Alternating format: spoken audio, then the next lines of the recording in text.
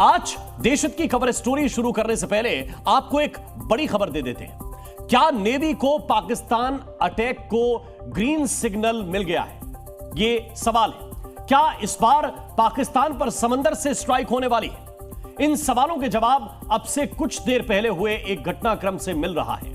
कुछ देर पहले प्रधानमंत्री नरेंद्र मोदी से नेवी चीफ मिले हैं। जी हां, प्रधानमंत्री आवास पहुंचे थे navy chief admiral DK. Tripathi. 1 घंटे तक प्रधानमंत्री मोदी और नेवी चीफ के बीच बैठक चली है। आज ही प्रधानमंत्री मोदी ने पहलगाम आतंकी हमले पर निर्णायक कार्रवाई की बात भी कही है। पीएम मोदी के बयान के कुछ ही घंटों बाद नेवी चीफ प्रधानमंत्री मोदी से मिलने के लिए पहुंच गए। अब सवाल है कि क्या नौसेना पहलगाम का बदला लेगी? पाकिस्तान खौफ से भर गया है। हर गुजरते घंटे के साथ पाकिस्तान की चिंता बढ़ती जा रही है। न जाने किस पल हिंदुस्तान की ओर से हमला हो जाए।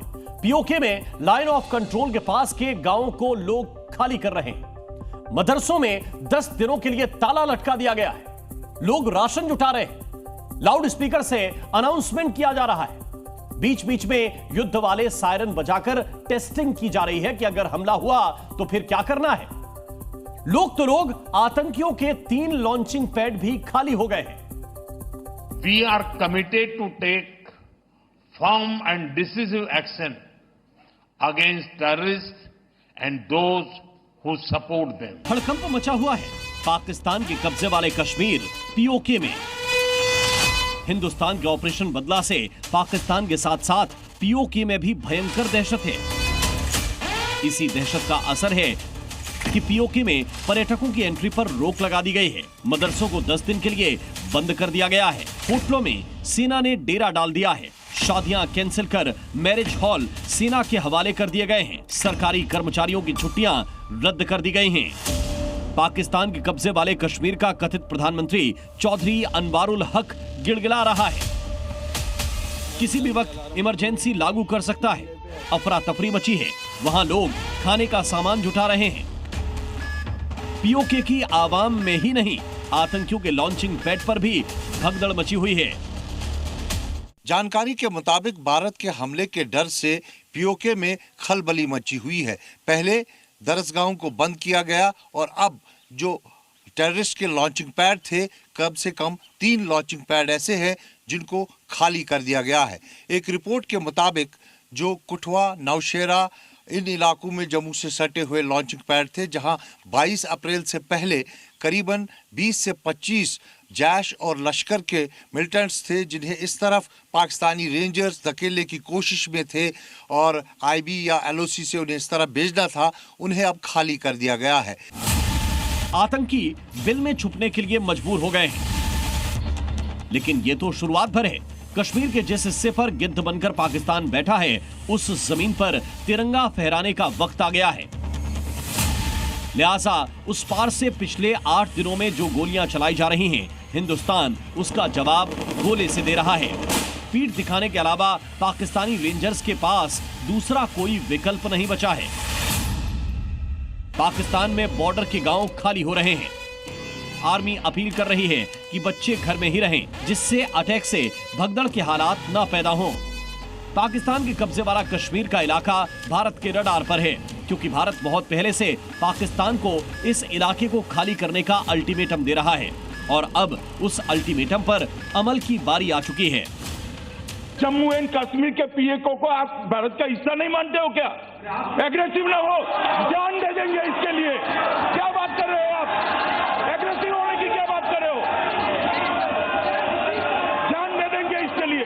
पीओके पर सिर्फ गैर कानूनी कब्जा कर लेने से पाकिस्तान की कोई लोकस स्टैंडाई नहीं बनती है।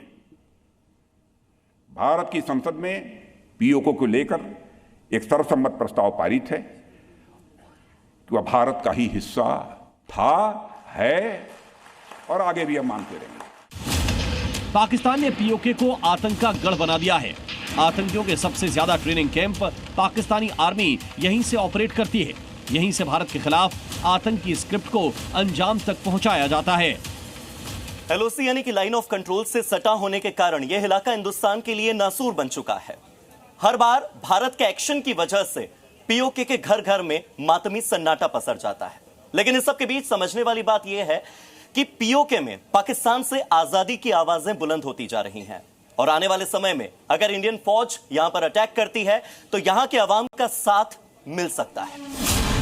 भारत की कल्पना से बड़ी कार्रवाई के डर से पाकिस्तानी फौज का खून कम हो रहा है। पीओके को गंवाने की टेंशन में जनरल मुनीर अपने अफसरों के साथ बैठक पर बैठक कर रहे हैं। मौलाना जनरल के चेहरे पर टेंशन साफ दिखाई दे रही है और टेंशन के पीछे वजह है पीओके पर भारत का संभावित हमला। पीओके ही वो इलाका है जहां आईएसआई के बड़े अफसर वक्त वक्त पर मीटिंग करने आते हैं। ट्रेनिंग कैंप की फंडिंग और ऑपरेशन प्लान पर यहीं से चर्चा की जाती है। यही वो जगह है जहां आतंकियों के लिए साजो सामान इकट्ठा किया जाता है। लश्कर चीफ हाफिज सईद इस इलाके में बराबर आता रहता है। यहीं से पाकिस्तानी रेंजर्स कवर फायर देकर आतंकियों के हिंदुस्तान में घुसपैठ कराते हैं। जाहिर है जहां आतंकी पलेंगे वहां एक्शन सबसे पहले होगा। मुजफ्फराबाद में बमों की बारिश से हिंदुस्तान आतंक का साम्राज्य मिट्टी में मिला दे तो क्या ताज्जुब होगा। पीओके ही नहीं, पाकिस्तान के जर्रे जर्रे में डर घर कर गया है। पाकिस्तान के डर की क्रोनोलॉजी देखिए। रावलपिंडी आर्मी हेडक्वार्टर में बैठा जनरल आसिम मुनीर फौज के अधिकारियों के साथ मीटिंग पर मीटिंग कर रहा है। आईएसआई चीफ जिसे एनएसए नियुक्त किया गया है, आसिम मलिक, हर घंटे जनरल मुनीर को अपडेट की रिपोर्ट सौंप रहा है। प्रधानमंत्री शहबाज शरीफ की पूरी कैबिनेट अपने सगे संबंधियों को विदेश भगा रही है। 5 मई को पाकिस्तानी संसद की बैठक बुलाई गई है। पूरा पाकिस्तान ही इस वक्त सहमा हुआ है क्योंकि हिंदुस्तान के पराक्रम की तस्वीरें पाकिस्तानी फौजियों के दिलों में अभी से दहशत भर रही हैं। बलूचिस्तान आर्मी की लहराती बंदूकों को खामोश करने का जिस आर्मी में दम नहीं, उसके नेता गीदड़ भभकी नहीं दें तो क्या करें। वहीं पाकिस्तान अकेला भारत का मुकाबला नहीं कर सकता। इसका सबूत पाकिस्तानी चैनलों पर बताया जा रहा है। अब चाहे चीन मदद करे या फिर तुर्की, पाकिस्तान का अंजाम लिखा जा चुका है। काउंटडाउन चल रहा है। युद्ध वाली घंटी भी पीओके में बज गई है। पीओके का जो प्रण बरसों से अधूरा था वो 2025 में पूरा होकर ही रहेगा। श्रीनगर से खालिद हुसैन के साथ ब्यूरो रिपोर्ट, जी मीडिया।